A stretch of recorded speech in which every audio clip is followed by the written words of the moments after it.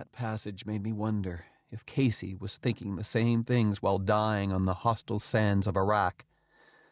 On a number of occasions, I flung the book across the room, cursing it as it flew.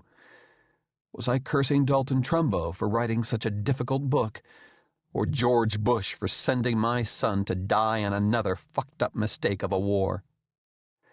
But then I came across passages that so beautifully iterate things that are so simple but elegant, things that we all take for granted. It was like a full-grown man suddenly being stuffed back into his mother's body. He was lying in stillness. He was completely helpless.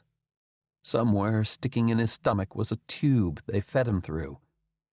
That was exactly like the womb, except a baby in his mother's body could look forward to the time when it would live. He would be in this womb forever and ever and ever. He must remember that. He must never expect or hope for anything different. This was his life from now on, every day and every hour and every minute of it. He would never again be able to say, "Hello, how are you? I love you." He would never again be able to hear music, or the whisper of the wind through trees, or the chuckle of running water.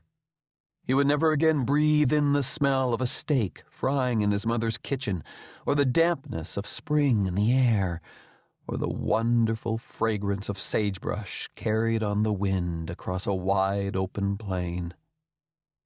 He would never again be able to see the faces of people who made you glad just to look at them, of people like Corrine, the girl Joe left to go to the war. He would never again be able to see sunlight, or the stars, or the little grasses that grow on a Colorado hillside. He would never walk with his legs on the ground. He would never run, or jump, or stretch out when he was tired. He would never be tired. Or this line in italics, which is my absolute favorite line in all of literature. That was why his head had seemed lower than his legs, because he had no legs. Naturally, they seemed light. Air is light, too. Even a toenail is heavy compared to air. And I was totally amazed at the depth of awareness and brilliant sense of time and space that such insights had to flow from. At times like this, I wished that I had a chance to meet such a person who could write with such depth and such simplicity. Trumbo made me feel for a horribly maimed soldier who used to be a son, a brother, a bakery worker, and a lover.